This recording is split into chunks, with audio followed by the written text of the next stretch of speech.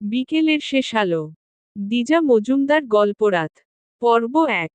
বাসর ঘরে নয়, মনে হচ্ছে যেন জেলখানায় বসে আছি। শ্বশুর নেই, তিনি নাকি অনেক আগেই গত হয়েছেন। তাই নির্লজ্জের মতো জামাইয়ের বাড়িই বলতে হবে।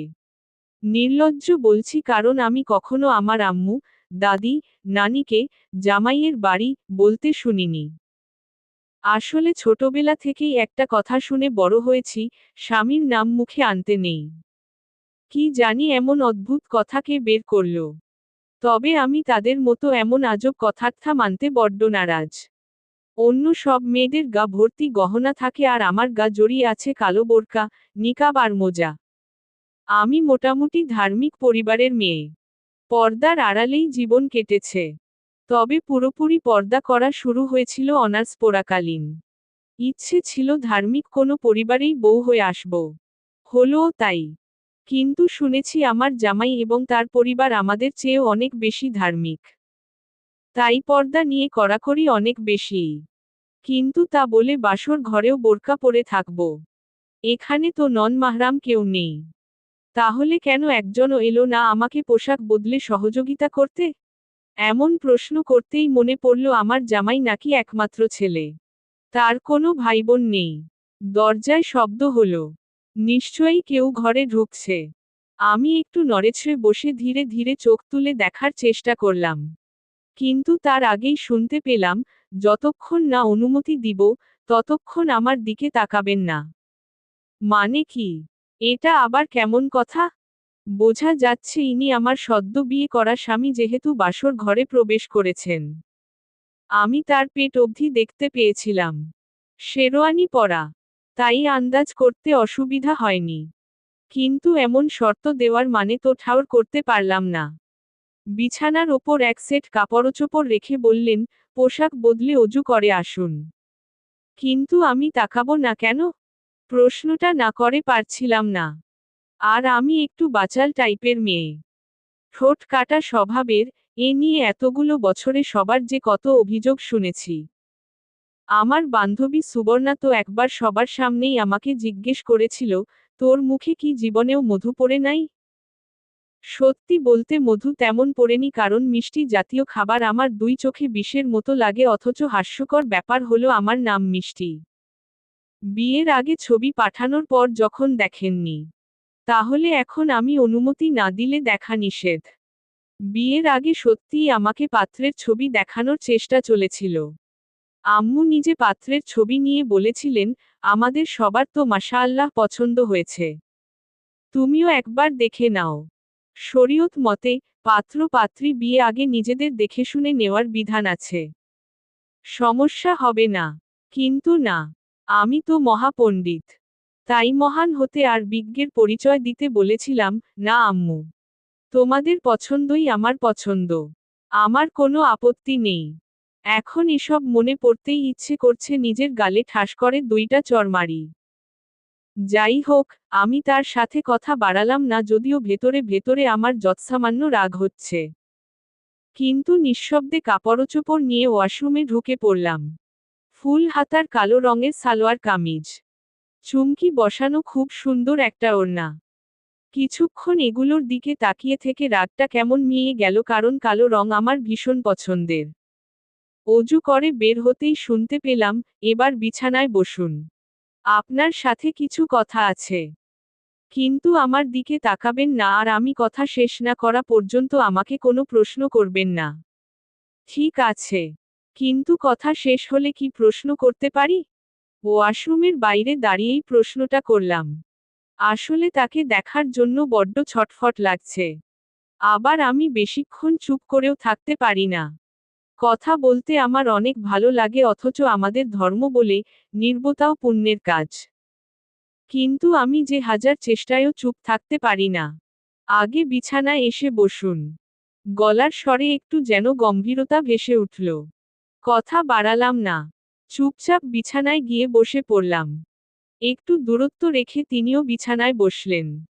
এরপর বলতে শুরু করলেন, আমি জানি আপনি ধার্মিক মেয়ে, পর্দা করেন। তবে চাইবো আল্লাহ তাআলার প্রতি আপনার আনুগত্য আরও বাড়ুক। একটু বেশি কথা বলেন যদিও, তবে সমস্যা নেই। মধুর কণ্ঠের অযথা বকবক শুনতে আমার ভালো লাগে। এটা প্রশংসা ছিল নাকি অপমান? যাই হোক, আমি চুপচাপ শুনে যাচ্ছি। শুধু ইহকালে স্ত্রী হিসাবে পেতে আমি আপনাকে বিয়ে করিনি। পরকালেও আপনাকেই চাই। কারণ গত 4 বছর ধরে আমি আপনাকে বউ হিসাবে আল্লাহ তাআলার কাছে চেয়ে এসেছি। 4 বছর? মানে? 4 বছর ধরে কিভাবে? আবারও আমি প্রশ্ন না করে পারলাম না। তিনি নিষেধ করা সত্ত্বেও আমি প্রশ্ন করলাম। তবে রাগ না হয়ে তিনি বললেন, কথার মাঝে বাধা দিলে কিভাবে বলবো যে 4 বছর না 8 বছর? আপনাকে তো বলেছি, আমার কথার মাঝে কথা বলবেন না। কিন্তু এত ভনিতা আমার ভালো লাগছে না। একটুখানি বিরক্ত প্রকাশ করলাম। বাসর ঘরে কি আপনার সাথে ঝগড়া করব? এখানে ঝগড়া করতে বসেছি? কাঠ কাঠ গলায় প্রশ্ন করলেন। আমি কি দমে যাওয়ার মতো মেয়ে নাকি? বাসর ঘর বলে মিনি বেড়াল হয়ে থাকতে হবে? অসম্ভব। ঝগড়া করার কথা আসবে কেন?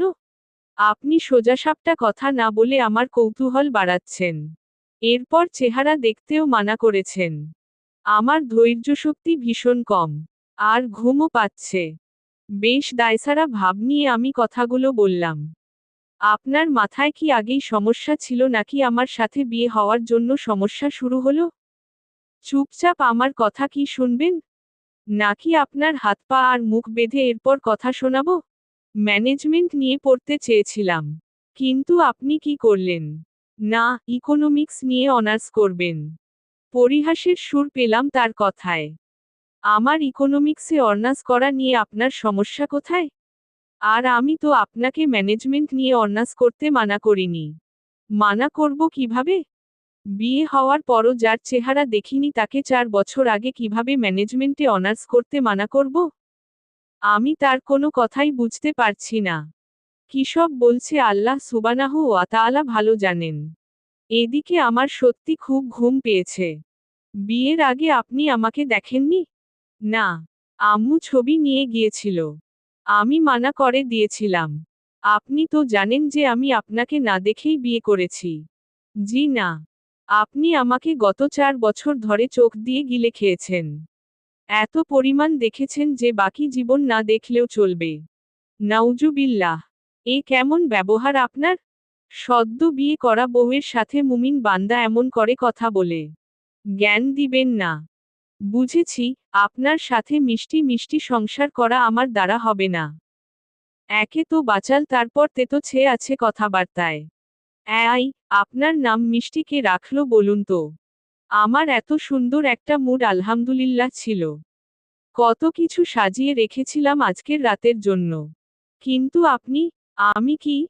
সেই কখন থেকে চোখ আর মাথা নামিয়ে রেখে ঘাড় ব্যথা হয়ে যাচ্ছে।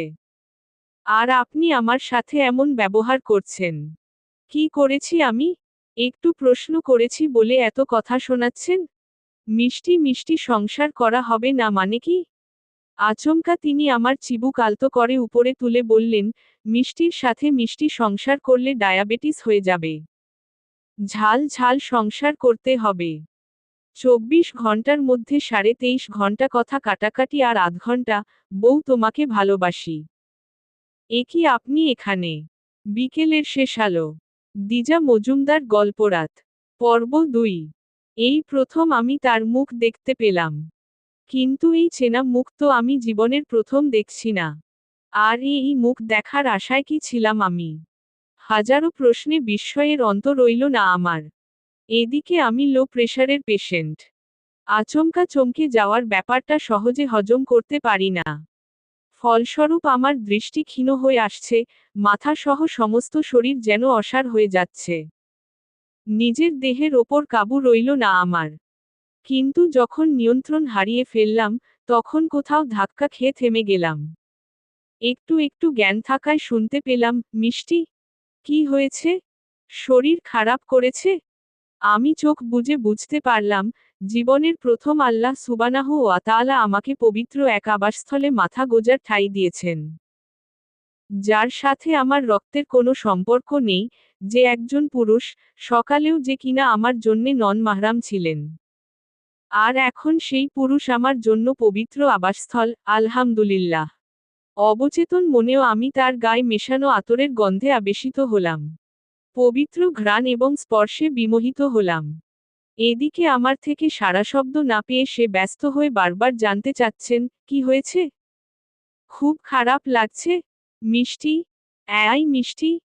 কথা বলতে আমার খুব কষ্ট হচ্ছে, তাও তার বুকে পরম শান্তিতে মাথা রেখে আমি মিথ্যা অভিযোগের সুরে জানতে চাইলাম, আপনি এখানে কেন? খুশি হওনি? আমি ক্লান্ত স্বরেই বললাম, এটা আমার প্রশ্নের উত্তর নয়। এমন অসুস্থ শরীরেও আমার সাথে ঝগড়া করবে? কিঞ্চিত অবাক আর রাগ মিশিয়ে তিনি জানতে চাইলেন। আমি উত্তর দিলাম না। তিনি আবার জিজ্ঞেস করলেন, কি হয়েছে তোমার? আমি তো ঠিক বুঝতে পারছি না। কেমন লাগছে বলো। একটা কিছুর ব্যবস্থা করি। প্রেশার লো হয়েছে। আমাকে মিষ্টি জাতীয় কিছু দিন। ইনশা আল্লাহ ঠিক হয়ে যাব। প্রেশার লো হলে মিষ্টি খায় বুঝি? কি জানি। আমি তো এমন অদ্ভুত কথা শুনিনি। আমি উত্তর দিলাম না। তিনিও আর কিছু বললেন না। এতক্ষণ তার আলিঙ্গনে বন্দি ছিলাম। এবার ধীরে ধীরে আমাকে ছেড়ে দিয়ে তিনি নিজেই বালিশে শুইয়ে দিলেন। বালিশে একদম মিশে গিয়ে শুয়ে রইলাম চুপচাপ। চমকের ধাক্কার চেয়ে এবার লজ্জা বেশি কাবু করছে আমাকে। একটু একটু শীত করছে, এটা তিনি কিভাবে বুঝলেন আমার জানা নেই। গায়ে কাঁথা জড়িয়ে দিয়ে বললেন, চোখ বুজে শুয়ে একটু অপেক্ষা করো। আমি এক্ষুনি আসছি। বিছানায় শুয়ে শুয়ে আমি ভাবতে লাগলাম, এই মানুষটার সাথে আমার বিয়ে কিভাবে হলো? আম্মু আব্বু কিভাবে তাকে আমার স্বামী হিসাবে মেনে নিলেন? আর তিনিই বা কেন আমাকে বিয়ে করলেন? আমার হাজারো ভাবনার ভিড়ে তার আগমন টের পেলাম। তিনি আমাকে ডাকলেন, মিষ্টি। আমি উঠার চেষ্টা করছি, কিন্তু বেশ কষ্ট হচ্ছে। তিনি আমাকে উঠতে সাহায্য করলেন আর মৃদু হেসে বললেন, আমাকে ক্ষমা করো মিষ্টি। এখনো তোমার দেনমোহর পরিশোধ করা হয়নি অথচ তোমায় স্পর্শ করতে হচ্ছে। আমার ইচ্ছে ছিল দেনমোহর পরিশোধ করেই তোমাকে স্পর্শ করব। কিন্তু তুমি হঠাৎ এত অসুস্থ হয়ে পড়বে তা ভাবিনি। আমাকে কি কিছু খেতে দিবেন নাকি আপনার কথা শুনিয়েই প্রেশার ঠিক করবেন? তুমি শুধু বাচাল না, রাগীও বটে। অসুস্থ শরীরেও তেজ কমে না। তার এমন কথা শুনে আমি বাঁকা চোখে তাকালাম। চুপচাপ দেখলাম সেই চেনা শান্ত ছেলেটা আজ কত চঞ্চলতা ভাসিয়ে দিচ্ছে তার চোখে মুখে। খেয়ে নাও। বলেই এক প্যাকেট ডার্ক চকোলেট এগিয়ে দিলেন। আমি নিতে যাব তার আগেই বললেন, থাক আর কষ্ট করতে হবে না। আমিই খুলছি। আরও বললেন, তোমার নাম মিষ্টি হলে কি হবে? মিষ্টি জাতীয় কিছু তো খাও না। ভাগ্যিস চকোলেট আনিয়ে রেখেছিলাম, নয়তো এখন সারারাত রোগী নিয়ে বসে থাকতে হতো। সে তো হতো আরেক মুসিবত। আপনি কিন্তু আমাকে অপমান করছেন। আমি কথা শেষ করতেই তিনি নিজ হাতে আমার মুখে চকোলেট পুরে দিলেন। এরপর পরিহাসের সুরে বললেন, 4 বছর গোপনে আমার ওপর যে অত্যাচার করেছ, সেগুলোর কাছে এসব তো দুধ ভাত। আমি এ কথার ধার দিয়েও গেলাম না। স্পষ্ট গলায় জিজ্ঞেস করলাম, আপনি এখানে কেন? আমার প্রশ্ন শুনে তার হাসি হাসি মুখটা একটু মলিন হয়ে গেল। ঘরে শুরু থেকে কম পাওয়ারের বাতি ঝালানো ছিল। বুঝলাম না, কম আলোয় ঘর আলোকিত করার মানে কি? বাসর ঘর কি এমন করেই রাখতে হয় নাকি? তবে আমি তার মুখের ভঙ্গি সব স্পষ্টই দেখতে পারছি। তুমি কি আমাকে দেখে সত্যিই খুশি হওনি? তিনি জিজ্ঞেস করতে আমি গলার স্বরে একটুখানি রাগ ঢেলে দিলাম, বারবার একই কথা কেন জিজ্ঞেস করছেন? তুমিও তো একই কথা জিজ্ঞাসা করছো। আমি তোমাকে বিয়ে করেছি মিষ্টি। তাই আমি এখানে, এই যে ঠিক তোমার সামনে বসে আছি। কিন্তু জেনে শুনে একটা বুড়িকে কেন বিয়ে করলেন? আমার কথা শুনে তিনি যেন আকাশ থেকে পড়লেন।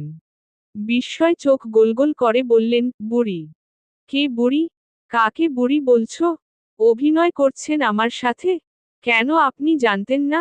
আমি যে আপনার সিনিয়র, এটা তো আপনার জানার কথা। তো জেনে শুনে একটা সিনিয়র মেয়েকে কেন বিয়ে করলেন? বলুন, এটা জানতেন কিনা? প্রথম যখন তিনি ঘরে ঢুকেছিলেন, তখন খুব হুকুমের স্বরে কথা বলছিলেন। কিন্তু এখন ধীরে ধীরে তার মাথা নত হচ্ছে আর সিনিয়র হওয়ার সুবাদে আমার গলায় কর্তৃত্ব শুধু বেড়েই চলেছে। জানতাম। মনমরা হয়ে জবাব দিলেন। এদিকে আমার প্রেশার ঠিক হয়ে যাচ্ছে। আমি স্বপ্নেও ভাবিনি আম্মু আব্বু আমাকে বয়সে ছোট একটা ছেলের সাথে বিয়ে দিবেন।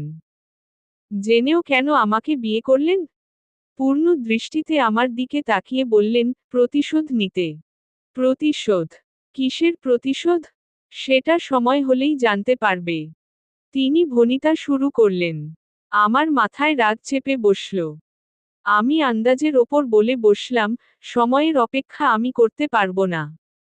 আর আমি আপনার সংসারও করছি না। কাল সকালেই। আর কিছু বলার আগেই তিনি আমার মুখে একটু বেশিই চকলেট পুরে মুখ চেপে ধরলেন। রাগী স্বরে বললেন, অনেক সাধনার পর আল্লাহ তাআলা তোমাকে আমার জন্য হালাল করেছেন। সংসার করবে না? আয়, কান খুলে শুনে নাও। শুধু ইহকালে নয়, পরকালেও এই আকাশের সংসারই তোমাকে করতে হবে। সেই ব্যবস্থা আমি নিজে অর্ধেক করেছি তার করুণা আর দয়ায়। তাই এখন বাসর ঘরে বসে ঝগড়া করতে পারছ। বাকিটা করার তৌফিকও তিনি দিক যেন মৃত্যুর পর বেহেশতে বসে ঝগড়া করতে পারি। আমি জানি তো আর আজকে ভালো করে বুঝতেও পেরেছি। তোমার সাথে সংসার করা মোটেও মিষ্টির হবে না। কিন্তু আমার এতে একটুও আপত্তি নেই। দরকার পড়লে রোজ নিয়ম করে তিনবেলা কামান দামান নিয়ে যুদ্ধ করে সংসার করব। তাও যদি আর কোনোদিন বলেছ, সংসার করব না, তাহলে শান্ত আকাশের অশান্ত রূপ দেখতে পারবে। আমি ধর্মকর্ম করা মানুষ তা বলে মারপিট করতে পারবো না, এটা ভুলেও ভেবো না। বউ পিটিয়ে কিভাবে ঠিক করতে হয় তা আমার ভালোই জানা আছে। বুঝলে? এক নাগাড়ে এতগুলো কথা বলে তিনি আমাকে ছেড়ে দিলেন। আমি মুখ ভর্তি চকলেট নিয়ে এতক্ষণ শুধু শুনেই গেছি। এখন ছাড়া পেয়েও খাওয়ার কথা মনে আসছে না, কারণ তিনি এত শক্ত কথা বলতে পারেন তা আমার জানা ছিল না। সত্যি বলতে সবকিছু এলোমেলো লাগছে। কেমন যেন নাটকীয়। আজকে কি সত্যিই আমার বিয়ে হয়েছে? সত্যিই কি আমি এখন বাসর ঘরে আছি? বিকেলের শেষ আলো। দিজা মজুমদার গল্পরাত। পর্ব ৩। খাচ্ছ না কেন? তাড়াতাড়ি খাওয়া শেষ করো। নামাজ পড়াও বাকি। ইনশা আল্লাহ ২ রাকাআত নফল নামাজ পড়ব একসাথে। তোমার অসুস্থতা আর ঝামেলায় তো কথাই বলা হলো না। বিরক্তির সুর কথাবার্তায় ভাসলেও তার চেহারায় সেই আভাস পাওয়া গেল না। স্তম্ভিত হয়েও দেখেছিলাম তাকে একবার কোনো এক ফাঁকে। এক গ্লাস পানি বিছানার পাশে থাকা ছোট্ট টেবিলের ওপর রেখে আবার বললেন, পানি পান করে নিও। আমি ফ্রেশ হয়ে আর অজু করে আসছি। একসাথে নামাজ পড়ব। আমি কোনো জবাব দিলাম না, কলের পুতুলের মতো চকলেট চিবিয়ে খেতে লাগলাম। প্রায় মিনিট 10 পর তিনি ফিরে এলেন। গায়ে সাধারণ পাঞ্জাবি পায়জামা আর হাতে ঝোলানো রয়েছে জায়নামাজ। আমার দিকে তাকিয়ে হালকা হেসে জিজ্ঞেস করলেন, শখ থেকে কি এখনো বের হতে পারোনি? কিছু না বললেও সব বুঝে নিচ্ছেন। সামান্য লজ্জা পেলাম। মুখের আদলে কোনরূপ ভঙ্গিমা না ফুটিয়ে চোখ নামিয়ে নিলাম। এতক্ষণ কত পটর পটর করেছি, কিন্তু এখন কথা বলার ইচ্ছে কেন জানি মরে গেছে। নেমে এসো। নামাজ পড়ব। রাত তো অনেক হলো। তার হুকুম মতো নেমে পড়লাম। তিনিই সুন্দর করে জায়নামায় বিছিয়ে দিলেন। জীবনের প্রথম কোনো পুরুষের পাশে দাঁড়িয়ে নামাজ পড়ব আল্লাহ সুবহানাহু ওয়া তাআলার মেহেরবানিতে। সারা গায়ে কেমন যেন কাঁটা দিয়ে উঠল। আলহামদুলিল্লাহ। নামাজের শেষাংশে যখন মোনাজাত শেষ হলো তখন তিনি আচমকা আমার হাত পরম যত্নে বুকে আগলে ফুঁপিয়ে উঠলেন। স্তম্ভিত আমি শুরু থেকেই, কিন্তু এখন তার এই রূপ দেখে আমি যেন প্রাণহীন পাথর হয়ে গেলাম। আমার কোনো ভাই নেই। আম্মু আব্বুর একমাত্র মেয়ে আমি। আব্বুকে শুধু একবার কান্না করতে দেখেছিলাম, যখন আমার দাদা মারা গিয়েছিলেন। এছাড়া আমি কোনোদিন কোনো পুরুষকে কাঁদতে দেখিনি। ছোটবেলা থেকে জেনে এসেছি, ছেলেদের কাঁদতে নেই। কিন্তু তিনি কাঁদছেন কেন? একই মানুষের এত রূপ কেন? ৪ বছর আগে এই মানুষটাকে চোখের সামনে দেখে মনে হয়েছিল কোনো এক শান্ত নদী, একটু আগের রূপে যেন সে কোনো এক বৈশাখের নাটকীয় ঝড়, আর এখন এমন ঝর্ণা ঝরছে কেন তার শীতল চোখের কোল বেয়ে? আমি কি জানতে চাইব তার কাছে? কাঁদছে কেন সে এমন ফুঁপিয়ে? চুপচাপ বোকার মতো বসে যখন এসব ভাবছিলাম, তখন তিনি মাথা তুলে আমার দিকে তাকালেন। ভেজা চোখ, মুখ ভর্তি দাড়ি, মাথায় টুপি পরা শ্যামলা মুখখানি, মাশা আল্লাহ।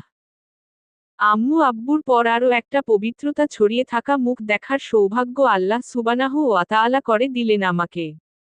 কিন্তু এত সৌভাগ্য তিনি আমাকেই কেন দিলেন? মনে আসা এই প্রশ্নের উত্তর আল্লাহ সুবহানাহু ওয়া তাআলা সম্মুখে বসে থাকা মানুষটার মাধ্যমে আমাকে জানিয়ে দিলেন। কান্না ভেজা কণ্ঠে তিনি আমাকে জানালেন, গত 4 বছর ধরে রোজ রাতে নামাজ পড়ে আল্লাহ তাআলার কাছে তোমাকে হালাল ভাবে চেয়েছি। আলহামদুলিল্লাহ, তিনি আমাকে নিরাশ করেননি। তোমাকে আমার করে দিয়েছেন। হালাল ভাবে দিয়েছেন। আজ থেকে তুমি এই অধমের অর্ধাঙ্গিনী। এই বলে আলতো করে আমার মাথা টেনে নিলেন। পবিত্রতা এবং আবেশ ছড়িয়ে দিলেন আমার ললাটে।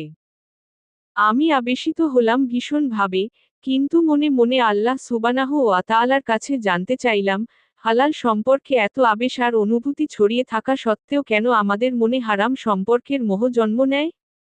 বলো, দেনমোহর হিসাবে কি চাই তোমার? আমি নিজে থেকে কিছু ভাবিনি, যদিও দেনমোহর আগেই নির্ধারণ করা হয়ে গেছে। কিন্তু কি জানি কি ভেবে আমার মনে হলো তুমি হয়তো টাকা নিবে না। তাই দেনমোহরের টাকা দিয়ে ইনশা আল্লাহ তুমি যা চাইবে তা দেওয়ার চিন্তাই করে রেখেছিলাম। তিনি আমার মাথা ছেড়ে দিলেন, কিন্তু হাত খানা এখনো বন্দি করে রেখেছেন। যতই ঠোঁট কাটা স্বভাবের মেয়ে আমি হই না কেন, এমন পরিস্থিতিতে চেনা একটা পুরুষকে স্বামী হিসাবে পাওয়ার পর কি মুখে আর কোনো কথা ফোটে? কিন্তু একটু আগে অত কথা বললাম কি করে? মিষ্টি, তিনি ডাকলেন। কতক্ষণ পরে তা আমার জানা নেই, কিন্তু এবার আমার মুখ দিয়ে কথা ফুটল, জি। আমাকে স্বামী হিসাবে পেয়ে তুমি কি সত্যিই খুশি হওনি? গত 4 বছরে তোমার মন কি আমার জন্য একটুও ব্যাকুল হয়নি? একবারও কি মনে হয়নি, তুমি আমাকে হালাল ভাবে পেতে চাও? পরপর কত প্রশ্ন তিনি করে চলেছেন, কিন্তু আমি ব্যর্থ উত্তর দিতে। আচমকা আল্লাহ সুবহানাহু ওয়া তাআলা আমার কথা বলার শক্তি যেন হরণ করেছেন। বলো মিষ্টি, চুপ করে থেকো না। তুমি কি আমাকে স্বামী হিসাবে মেনে নিতে পারছো না? তিনি ব্যাকুল হলেন। কিন্তু আমি তো কিছুই বলতে পারছি না। আসলে আমি বুঝতে পারছি না আমার মন কি চাচ্ছে আর আগে কি চেয়েছিল। অন্য 810টা মেয়ের মতো স্বামী আর সংসার নিয়ে আমিও কত শত স্বপ্ন দেখেছিলাম। কিন্তু ঘুণাক্ষরেও ভাবিনি তার সাথে আল্লাহ সুবহানাহু ওয়া তাআলা আমার ভাগ্য নির্ধারণ করতে পারেন।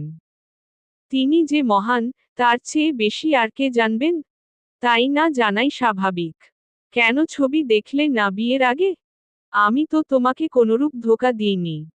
জানিয়েই বিয়ে করতে চেয়েছিলাম। কিন্তু তুমি আমার ছবি দেখলে না, এটা জানার পরই ভেবেছিলাম বাসর ঘরে তোমাকে চমকে দিব। আমাকে দেখলে তুমি হয়তো খুশি হবে। কিন্তু তোমার নীরবতা আর মলিন মুখ বলছে তুমি আমাকে মেনে নিতে পারছো না। হজরত মুহাম্মদ সাল্লাল্লাহু আলাইহি ওয়াসাল্লামও তো নিজের চেয়ে বড় একজন রমণীকে স্ত্রী হিসাবে গ্রহণ করেছিলেন। তার স্ত্রী তারই পদতলে সমস্ত ঐশ্বর্য সমর্পণ করে স্বামীর সেবায় নিজেকে বিলিয়ে দিয়েছিলেন। তাহলে তুমি কেন পারছো না আমাকে মেনে নিতে? মাত্র তো 2 বছরের ব্যবধান। তিনি থামলেন। এতক্ষণ ধরে উত্তেজনা আর ব্যাকুলতা কাজ করলেও তার কান্না থেমেছিল অনেক আগেই। সরু চোখে তাকিয়ে তিনি জিজ্ঞেস করলেন, তুমি কি ভাবছো আমি তোমার ভরণপোষণের দায়িত্ব নিতে পারবো না? তোমাকে যত্নআত্তি করতে পারবো না? মিষ্টি, আমি স্বাবলম্বী। বউ চালানোর যোগ্যতা আমার আছে। বাবার ব্যবসায়ের পাশাপাশি আমি নিজেও ব্যবসায় দিয়েছি। আর যত্নআত্তি? এটা এমনভাবেই করব ইনশা আল্লাহ, আমাকে ছাড়া আর কিচ্ছু মাথায় ঢুকবে না। শেষ কথায় কেমন যেন অন্যরকম ইঙ্গিত পেলাম। আমার চোখজোড়া নামানো ছিল। এই কথা শুনে চোখ তুলে তাকালাম। দেখলাম শান্ত নদী হিসাবে চেনাজানা পুরুষের চোখে আজ নির্লজ্জ সমুদ্র খেলা করছে। এই মানুষ যে সহজ সরল নয় তা বুঝতে আমার একটুও বিলম্ব হলো না। বহু কষ্টে নিজেকে সংযত করলাম। আগের রূপে ফিরে গিয়ে তার সম্পর্কে জানতে চাইলাম, এটাই তাহলে আপনার আসল রূপ? কোনটা? ঈষৎ চমকে তার কপালে জ্যামিতিক রেখা ফুটে উঠল। ইউনিভার্সিটির চত্বরে ভদ্র সুপুরুষ, অথচ আজকে রগচ্চা, নির্লজ্জ আর। আমি থেমে গেলাম। কিন্তু তিনি জানতে চাইলেন, আর কি? ঘুমাবো আমি। উত্তর দিয়ে নিজের কাছেই মনে হলো আমার মাথা খারাপ হয়ে গেছে। আগে আমার কথার উত্তর দাও। তোত্তারামি করো না, নয়তো আজকে থেকেই মারপিট শুরু করব। সইতে পারবে না। আমি পূর্ণ দৃষ্টিতে তাকালাম তার দিকে। জিজ্ঞেস করলাম, যদি বলি স্বামী হিসাবে পেয়ে খুশি হইনি, তাহলে কি মুক্তি দিয়ে দিবেন? তার চোখের চঞ্চল সমুদ্রে এবার মেঘ জমতে শুরু করল। কিন্তু পুরুষ মানুষ তো তাই নিজেকে বাদ দিয়ে রাখতে পারলেন। গাম্ভীর্যের সঙ্গে বললেন, আমি জানি, তোমার উত্তর এটা কোনোদিনই হবে না। আমার প্রতিপালকের ওপর আমার পরিপূর্ণ বিশ্বাস আছে। তুমি আমার জন্য হালাল বলেই আজ আমরা তার ইশারায় মুখোমুখি বসে আছি। 4 বছর আগেও তো একদিন মুখোমুখি বসেছিলাম। সেটাও তার ইশারাই ছিল। তা বলে কি আমি আপনাকে স্বামী হিসাবে মেনে নিয়েছিলাম সেদিন? নাকি স্বপ্ন দেখেছিলাম আজকের দিনটার? বিকেলের শেষ আলো। দিজা মজুমদার গল্পরাত। পর্ব 4। আচমকা ফোন বেজে উঠল, নয়তো আমার মুখে এমন কথা শোনার পর তার অবাক হওয়ার কথা ছিল। এতক্ষণ বুকে আগলে আমার হাত জোড়া তিনি ছেড়ে দিলেন। ফোনের অস্তিত্বের সন্ধানে চোখও সরিয়ে নিলেন।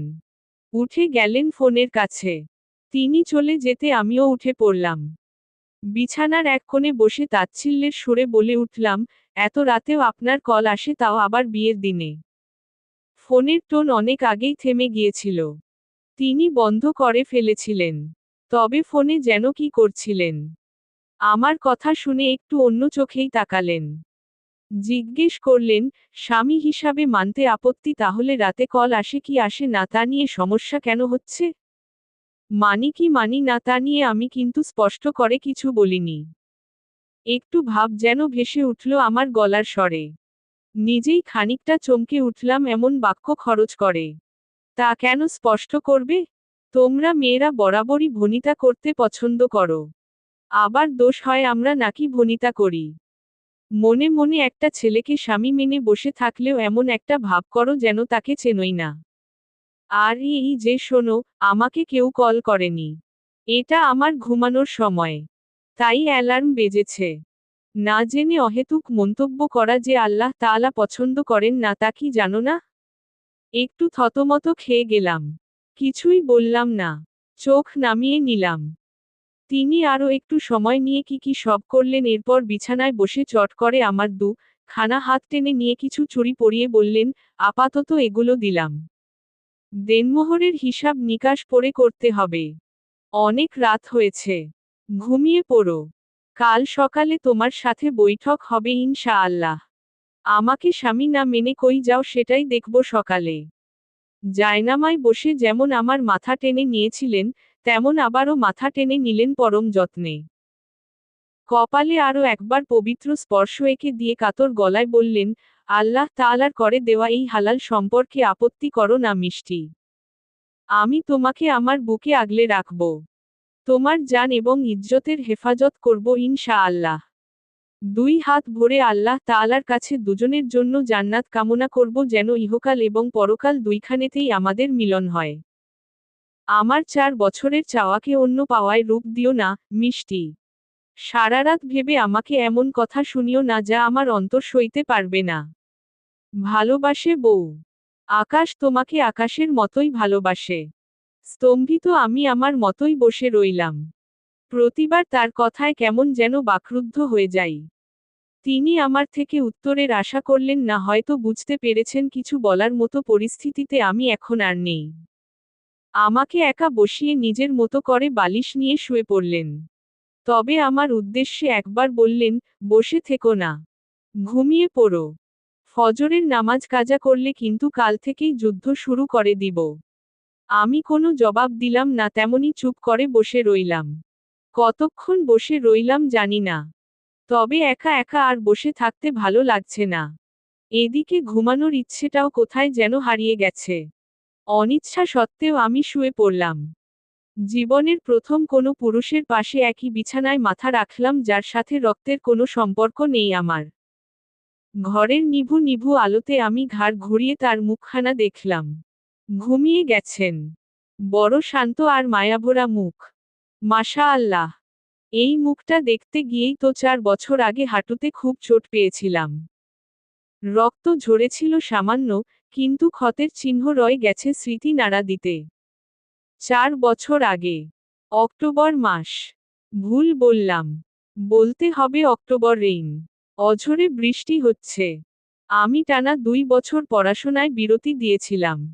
1.5 মাস আগে পুনরায় পড়াশোনা শুরু করলেও আমার অসুখে ইউনিভার্সিটিতে আর যাওয়া হয়নি। আম্মু অবশ্য এর জন্য কিছুটা দায়ী। তার কথা হলো, বেঁচে থাকলে সারা জীবন পড়াশোনা করতে পারবে। আগে সুস্থ হও। এরপর ক্লাসে যাবে।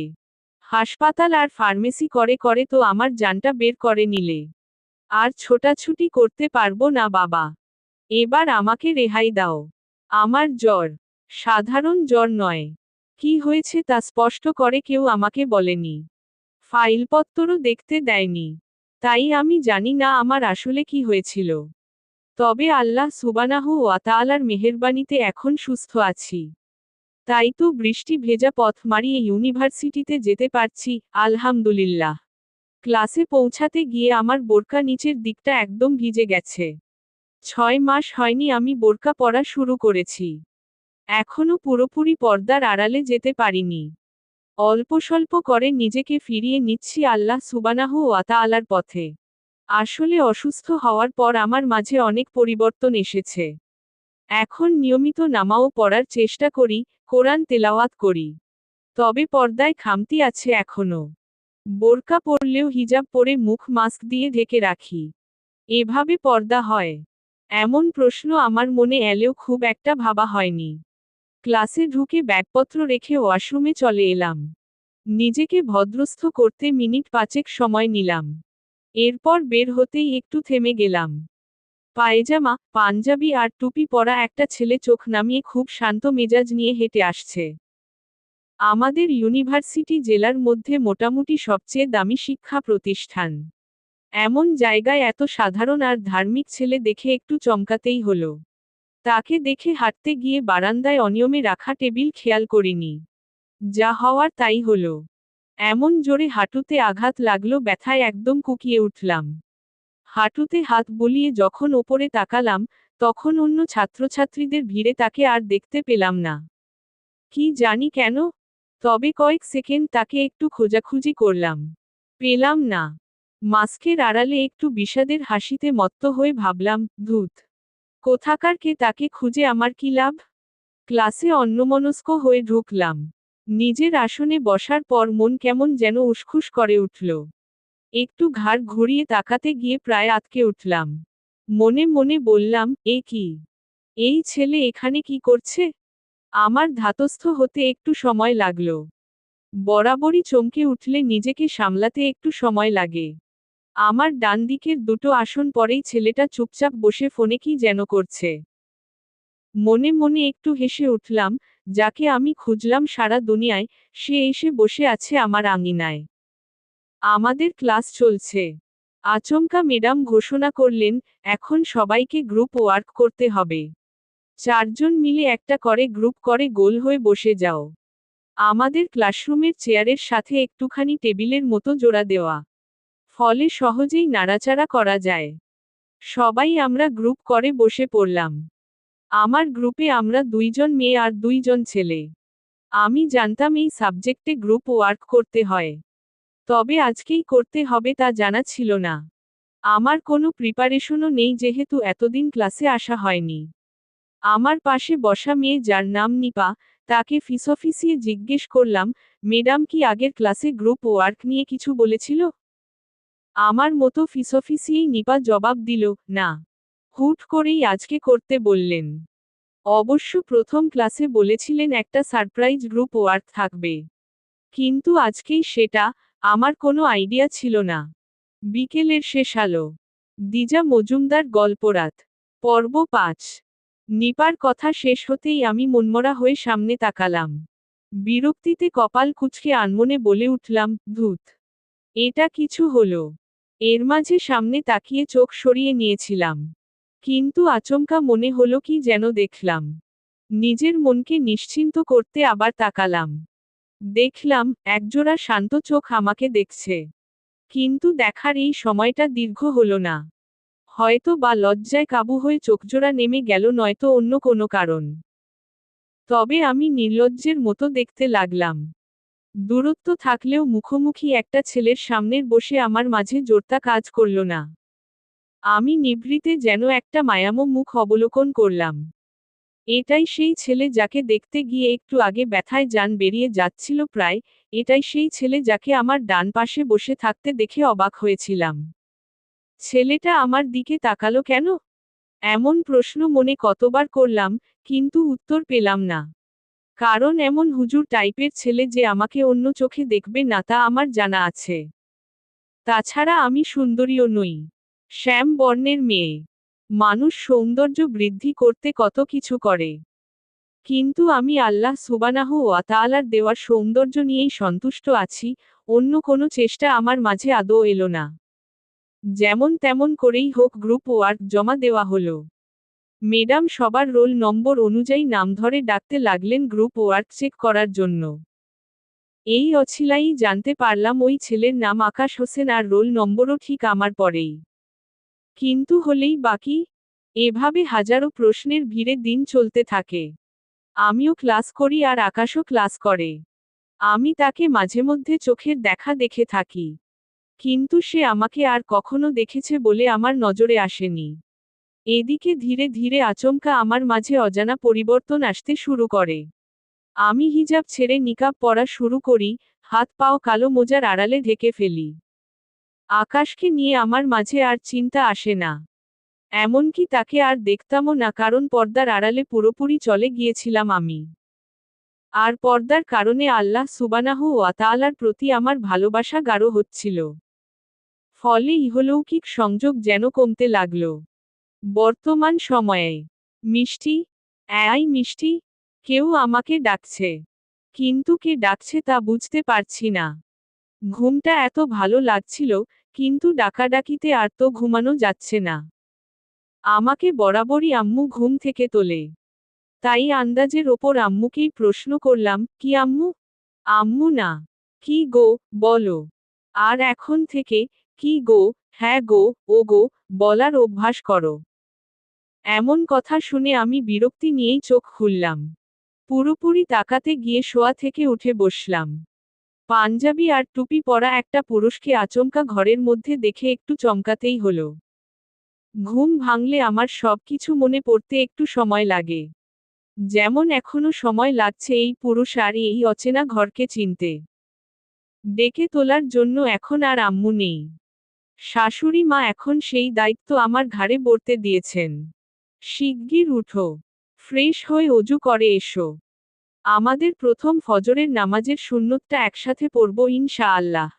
আমাকে নিজের মস্তিষ্কে জোর কোনো তথ্য আনাতে হলো না। এই মানুষটাই আমাকে সব মনে করিয়ে দিলেন। গতকাল আমার বিয়ে হয়েছে আর আমি বাপের বাড়ি ছেড়ে শ্বশুর বাড়িতে আছি, এই কথা মনে পড়তেই একটু যেন মন খারাপ হওয়ার অনুভূতি আমাকে জড়িয়ে ধরতে চাইল। কিন্তু সদ্য ঘুম ভাঙা আমার মন খুব একটা অনুভূতির ভার বইতে পারল না। নির্জীব হয়েই রইল। বসে আছো কেন? বললাম না যেতে। আমার থেকে কোনো সাড়া না পেয়ে তিনি জানতে চাইলেন।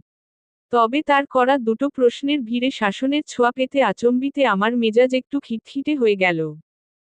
ধমকাচ্ছেন কেন? একটু ভালো করে বললে হয় না? ঘুম ভাঙলে আমার মাথা ঠিকমতো কাজ করে না। সব ঠিকঠাক হতেই আধ ঘন্টা লেগে যায়। আর আপনি আমাকে ধমকেই চলেছেন। বিয়ে করেছেন তো কি হয়েছে? ভুলে যাবেন না আমি আপনার সিনিয়র। এসব বলে বিছানা থেকে নেমে গেলাম। এরপর একটু উচ্চস্বরে বলে উঠলাম, সরুন সামনে থেকে। কলাগাছের মতো দাঁড়িয়ে আছেন কেন? হনহন করে ওয়াশরুমে চলে এলাম। কেউ আমার ঘুম ভাঙালে একটু বেশিই রাগ হয় আমার।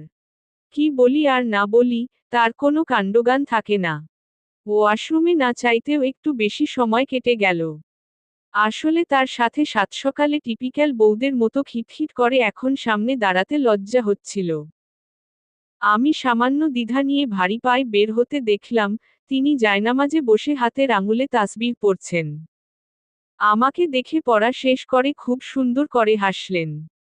4 বছর চোখের সামনে প্রায় প্রতিদিন এই মানুষটা থাকলেও আমি কখনো তাকে হাসতে দেখিনি। অথচ কত সুন্দর তার মায়ামো মুখের শান্ত হাসি। মাশাআল্লাহ। মুখের হাসি ধরে রেখেই জিজ্ঞেস করলেন, এত দেরি করলে? ফজরের নামাজের সময়টা কত গুরুত্বপূর্ণ জানো? এত দেরি করলে কি চলবে? উত্তরে কি বলবো বুঝতে পারছি না। কাজের সময় আমার মুখ যেন অনশন করতে বসে যায়। হাজার চেষ্টা করলেও নাড়াচাড়া করতে চায় না। শব্দ খরচ করে না। ওয়াশরুমে কি ঘুমাচ্ছিলে? প্রশ্নটা তাচ্ছিল্যের হলেও তার গলায় কোনো তাচ্ছিল্যের ছায়া মাত্র টের পেলাম না। আর মুখে? সারা মুখ জুড়ে তো পবিত্র দ্যুতি ছড়াচ্ছে। আমি অপরাধী স্বরে বললাম, ঘুম ভেঙেই আপনার সাথে রাগারাগি করলাম। তাই আমাকে কথা শেষ করতে দিলেন না। তার আগেই হাত ধরে টেনে জায়নামায় দাঁড় করিয়ে বললেন, আমি কিছু মনে করিনি গো। স্বামীর সাথে যদি টুকটাক রাগারাগি না করো তবে কি বউ বউ লাগবে? তাছাড়া বিয়ে করেছি বলে আমার তো ভুলে গেলে চলবে না, তুমি আমার সিনিয়র। আমি অবাক হলাম আর আনমনে ভীষণ লজ্জায় পতিত হলাম। আমার কথা তিনি আমাকেই ফিরিয়ে দিলেন। লজ্জায় আর্স্ট হয়েও আমি সাহস করে তাকালাম তার দিকে। দেখলাম, গত রাতের দুষ্ট সমুদ্র আবার তার চোখের কোলে খেলা করছে। চেনা এই পুরুষের চোখে দুষ্ট সমুদ্রের খেলা করা আমাকে প্রতিবার বিস্মিত করে তোলে। ফরের সুন্নত নামাজ শেষ হলো আর গতকালের মতোই নামাজ শেষ হতে তিনি আমার মাথা টেনে নিলেন। পবিত্র ভালোবাসা আমার ঈষৎ তপ্ত ললাটে এঁকে দিয়ে বললেন, আল্লাহ তাআলা আমাদের হালাল জীবনযাপন কবুল করে নিক। আমার ইচ্ছে ছিল না, কিন্তু অনিচ্ছা সত্ত্বেও আমি আপনমনে প্রায় সাথে সাথেই বলে উঠলাম, আমিন। ফরের বাকি নামাজটুকু আমি একা একা পড়লাম আর তিনি মসজিদে চলে গেলেন। নামাজ শেষ হওয়ার পরও আমি জায়নামায় ঝিম মেরে বসে রইলাম। মিনিট 5 পর মৃদু শব্দে দরজা খুলে গেল। আমি চোখ তুলে তাকাতে শুনতে পেলাম, এখনো জায়নামায় বসে আছো? আমি কিছু বলতে যাব তার আগেই তিনি আমার পাশে বসে আলতো করে আমার হাত খানি নিজের বুকে আগলে বললেন, আমার কথা ভাবছিলে বুঝি? এবারও বলতে গিয়ে কিছু বলতে পারলাম না, তিনিই বলে গেলেন। তবে প্রসঙ্গ রদবদল করে, নামাজ কখনো কাজা করো না মিষ্টি। বিনা কারণে নামাজ কাজা হোক আমি চাই না। আর শোনো, মনোযোগ দিয়ে শুনবে। এখন আমি তোমাকে কিছু কথা বলবো। আমি মনোযোগ দিয়েই শুনতে লাগলাম। তিনি বললেন, পৃথিবীতে একমাত্র মা ছাড়া এতদিন কেউ ছিল না। তবে এখন আর একজন হয়েছে, সেটা হলে তুমি। শরীয়তে স্বামীকে তুষ্ট করা নিয়ে অনেক নির্দেশ আছে তা তো তুমি জানো। আমাকে সন্তুষ্ট করতে তোমাকে 24 ঘন্টাই ব্যয় করতে হবে না বউ। আমি চাইবো আমার চেয়ে বেশি যেন তুমি আল্লাহ তাআলাকে মনে করো, তার সন্তুষ্টি অর্জন করো। এছাড়া স্বামী হিসাবে আমাকে রেঁধেবেড়ে খাওয়ানো, ঘরের টুকটাক কাজ, আমার মায়ের খেয়াল রাখা আর নিয়ম করে 23.5 ঘন্টা ঝগড়া করা, এতেই হবে। এই মানুষটার মুখে হুটহাট বউ ডাক শুনলে বুকের মধ্যে কেমন যেন করে ওঠে। আল্লাহ সুবহানাহু ওয়া তাআলা এই মানুষটার সবকিছুতে এত স্নিগ্ধতা ছড়িয়ে দিয়েছেন। তাই তো বিমোহিত না হয়ে উপায় নেই। বিকেলের শেষ আলো। দিজা মজুমদার গল্পরাত। পর্ব 6। গোপনে বিমোহিত হয়ে আমি তার কথা শুনে গেলাম আর তিনিও বলে গেলেন, তবে বাকি আধা ঘন্টা কিন্তু আমি আমার বউকে একদম বউয়ের মতো দেখতে চাই। একদম মিষ্টি একটা বউ। যার মুখ জুড়ে আল্লাহ তাআলা পবিত্রতা ছড়িয়ে দিবেন। আমি মুগ্ধ হব আর তার শুকরিয়া আদায় করব। একটু থেমে তিনি আমাকে ডাকলেন, মিষ্টি। একদম অন্যরকম স্বরে ডাকলেন। আমি ঈষৎ চমকে উঠে তাকালাম। জবাব দিলাম না। তিনি জিজ্ঞেস করলেন, শুধু চুপ করেই থাকবে? কিছু বলবে না? চোখ নামিয়ে আমি, না, বোধক মাথা নেড়ে বুঝালাম আমার কিছু বলার নেই। তিনি হালকা শব্দে হেসে উঠে বললেন, কিচ্ছু বলার নেই। কিন্তু সারারাত তো অনেক কিছু ভাবলে। তুমি স্বীকার না করলেও সেই কথা আমি জানি। এখন সেই ভাবনা থেকেই বলো না গো। তোমার সাথে আজ সারাদিন কথা বলবো আর শুনবো বলেই তো নামাজ ছাড়া বাড়ি থেকে এক পাও নড়ব না। নড়বেন না মানে? সারাদিন এভাবে বসে থাকবেন নাকি? তার কথা শুনে আমি এত অবাক হলাম যে ফটফট করে এসব প্রশ্ন করে বসলাম। আর তিনিও আমার প্রশ্ন শুনে সরু চোখে তাকিয়ে পাল্টা প্রশ্ন করলেন, কেন? বসে থাকলে তোমার সমস্যা আছে নাকি? একটু দমে গিয়ে আমি জবাব দিলাম, একেবারেই যে সমস্যা নেই তা তো নয়। কিন্তু, কিন্তু কি? আমার ছেলেমানুষি কথা ছাড়ুন। কাজের কথা বলুন। ছাড়লাম। কিন্তু এমন ভোরবেলা কিসের কাজ? কেমন বাচ্চাদের মতো প্রশ্ন করলেন। আমি কপালে কুঞ্চন সৃষ্টি করে বললাম, হেয়ালি করার মোডে আছেন দেখছি। তিনি মাথা নাড়িয়ে বলে উঠলেন, না না না। হেয়ালির মোডে একদমই নেই। আমি এখন গোছানো মোডে আছি। গোছানোর মোডে মানে? একটু বিস্মিত হলাম। ব্যাগপত্তর যা গোছানোর আছে গুছিয়ে নাও। হঠাৎ ব্যাগপত্র গোছানোর কথা কেন বলল বুঝতে পারছি না। আমি আন্দাজে কথার ঢিল ছুঁড়ে দিলাম, আমাকে বাপের বাড়ি পাঠিয়ে দিবেন বুঝি? একদিনেই আমার সাথে সংসার করার স্বাদ মিটে গেছে। আলতো হাতে আমার নাক টেনে বললেন, মিষ্টি মিষ্টি বউয়ের মন মাতানো রাগ কোন অধম দেখতে চাইবে না বলো? বুঝলাম না। বললাম, বাপের বাড়ি পাঠিয়ে দিলে কি মিষ্টির মিষ্টি রাগ দেখতে পারবো? আজব। তাহলে ব্যাগ গোছাতে বলছেন কেন? জবাব না দিয়ে তিনিও উঠলেন আর এতক্ষণ ধরে রাখা আমার হাত জোড়া টেনে আমাকেও তুললেন। এরপর ধীরেসুস্থে বললেন, বিছানায় গিয়ে বসো। মেঝেতে বসে থাকলে ঠান্ডা লাগতে পারে। আল্লাহ তাআলা মাফ করুক। আমি নিঃশব্দে বিছানার ওপর হাঁটু মুড়ে বসলাম। তিনি জায়নামাই গুছিয়ে রেখে আমার সম্মুখে এসে বসলেন। আর বসেই আবার আমার হাত দুখানা বুকে আগলে নিলে। বলা নেই কওয়া নেই এমন হুটহাট হাত নিজের দখলে নিয়ে নিচ্ছে। এবার আর চুপ থাকতে পারলাম না। জিজ্ঞেস করলাম, আপনি কি হাত না ধরে কথা বলতে পারেন না? আমার গলার স্বর যতটা রূঢ় শোনালো তার চেয়ে বেশি মিষ্টি করে হেসে তিনি বললেন, আল্লাহ তাআলা দুই হাত দিয়েছেন ভালো জিনিস আঁকড়ে ধরতে। এখন চোখের সামনে নিজের বউয়ের হাত ছাড়া তো ভালো জিনিস নেই। তাই আর কি? থাকলে তোমার হাত ভুলেও ধরতাম না। শেষের কথা খুব তাচ্ছিল্যের সুরে বললেন। কিন্তু আমি বুঝলাম এই তাচ্ছিল্য মিথ্যা। যাক গে, শোনো। কালকে আমরা সিলেট যাব। সকাল 10টায় ফ্লাইট। তার কথা শুনে আমি অবাক হয়ে বললাম, প্লেনে করে সিলেট যাব? তাও একেবারে কালকেই?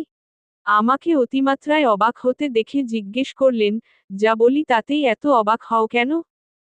আল্লাহ তাআলা তোমাকে অবাক হওয়ার ক্ষমতা মনে হয় অনেক বেশিই দিয়েছেন। আর আপনাকে বিভিন্ন রূপ ধরার ক্ষমতা দিয়েছেন। বলেই মুখ ঝামটা মেরে অন্য দিকে তাকিয়ে রইলাম।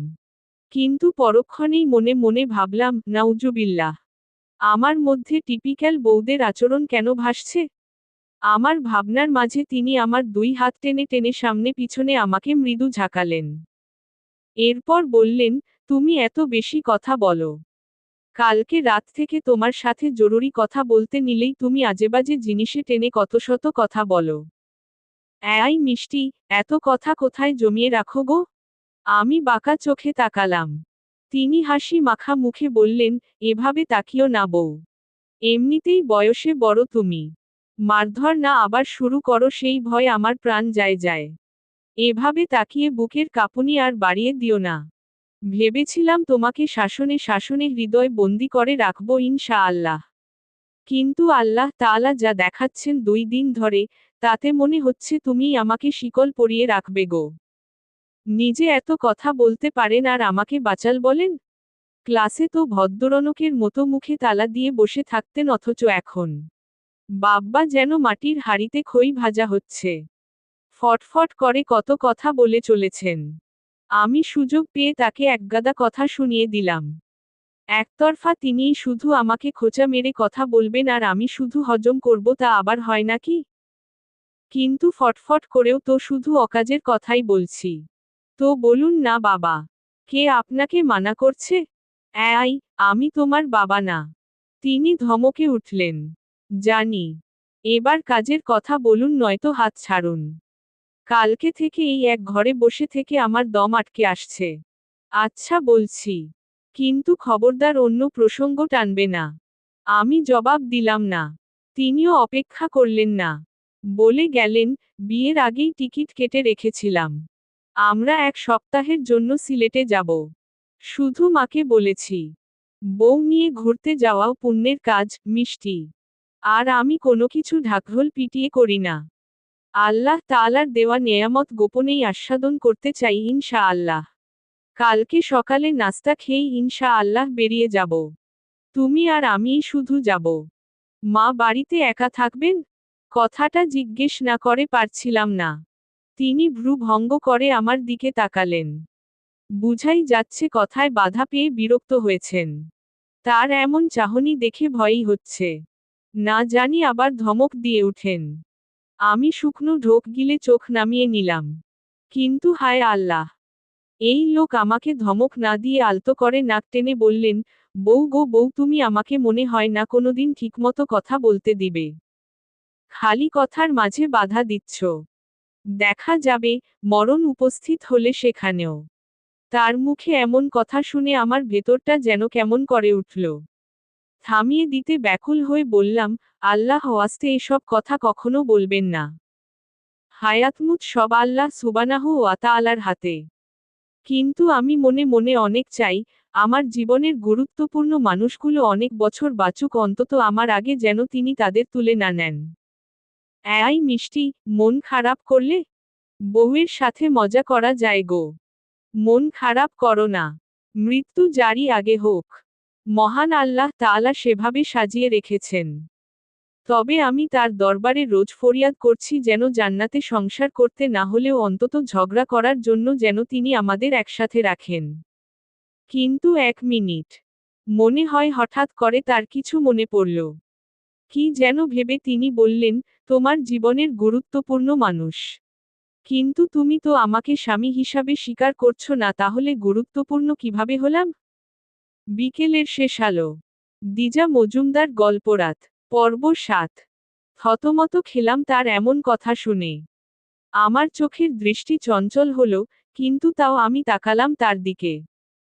দেখলাম সে আমার দিকে এমনভাবে তাকিয়ে আছে যেন সে পুলিশ আর চোর হিসাবে ধরেছে আমাকে। এই, চুপ করে আছো কেন? তিনি জিজ্ঞেস করলেন, কিন্তু আমি কি উত্তর দিব? নিজেকে একটু শক্ত করলাম।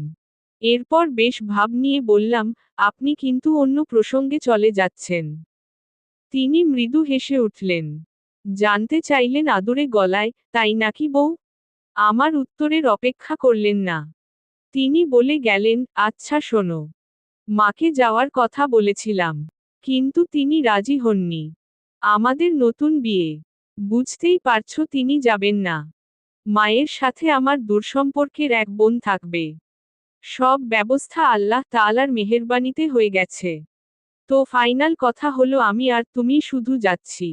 বুঝলে? জি। বোঝনি। এমন সহজ বাংলায় বললে কে না বুঝবে? একটু অবাক হলাম, কারণ আমি সবকিছু বুঝার পরও তিনি এই কথা কেন বলছেন? সহজ কথার ভিড়েও অনেক কিন্তু লুকিয়ে থাকে গো বউ। তোমার মোটা মাথায় ঢুকবে না। এমন কথা শুনে একটু রাগ হলো আমার। বললাম, আপনি কিন্তু আমাকে অপমান করছেন। তা একটু আধটু তোমার পাওনা আছেই। সে যাক গে, সকাল 10টায় ফ্লাইট। নভ এয়ারে সিট বুক করা আছে। সিলেটে নামার পর ইনশা আল্লাহ দুপুরের খাবার সময় হয়ে যাবে। তো আমরা এয়ারপোর্ট থেকে হোটেল হিল টাউনে চলে যাব। আমার বন্ধু এই হোটেলের নাম বলেছে। এখানে রুম বুক করে এরপর বিশ্রাম নিয়ে ইনশা আল্লাহ দুপুরের খাবার খেতে যাব। কেমন হবে? নিরুত্তাপ গলায় জবাব দিলাম, জানি না। আমি এর আগে কখনো কোথাও ঘুরতে যাইনি। তিনি আমার কথার পাত্তাই দিলেন না। বললেন, খুব ভালো করেছ। এবার উঠে ব্যাগপত্র অল্পস্বল্প গুছিয়ে রুমের বাইরে যাও। মায়ের খোঁজ নিয়ে এসো। আধ ঘন্টা গোছগাছ করার পর যখন রুমের বাইরে এলাম, তখনই মাথায় প্রশ্নটা এলো, আমি তো এই বাড়ির কিছুই চিনি না। ভুলে যদি কোনো নন মাহরামের সাথে দেখা হয়ে যায়? মনে মনে আল্লাহ সুবহানাহু ওয়া তাআলার নাম স্মরণ করে হাঁটতে লাগলাম। যে রুমের কাছে আসার পর শব্দ শুনতে পেলাম, কোনরূপ দ্বিধা না করে ঢুকে পড়লাম। দেখলাম 2 জন বয়স্ক মহিলা রান্নার কাজে ব্যস্ত। আমাকে একজন বলে উঠলেন, এ কি বৌমা? এত সকালে তুমি রান্নাঘরে কেন? ইনিই আমার শাশুড়ি। আমাকে কিন্তু বলার সুযোগ দিলেন না। নিজেই বলে গেলেন, না না, তোমাদের বেরানো শেষ না হওয়া পর্যন্ত রান্নাঘরে আমি তোমাকে ঢুকতে দিচ্ছি না। বেরানো শেষ করে এসে দায়িত্ব নিবে। তখন কিন্তু মা আমি বিশ্রাম নিব ইনশাআল্লাহ। বয়স তো কম হলো না। এবার আল্লাহ তাআলাকে নিয়ে ব্যস্ত থাকতে চাই। চুলায় মুগের ডাল রান্না হচ্ছে। সেখানে মনোযোগ দিয়ে তিনি আবার বললেন, তুমি আর শাপলা সংসার সামলাবে। আমি আর এসবের মধ্যে নেই মা। শাশুড়ি মায়ের সাথে যেই মহিলা কাজ করছেন বুঝলাম তার নাম শাপলা।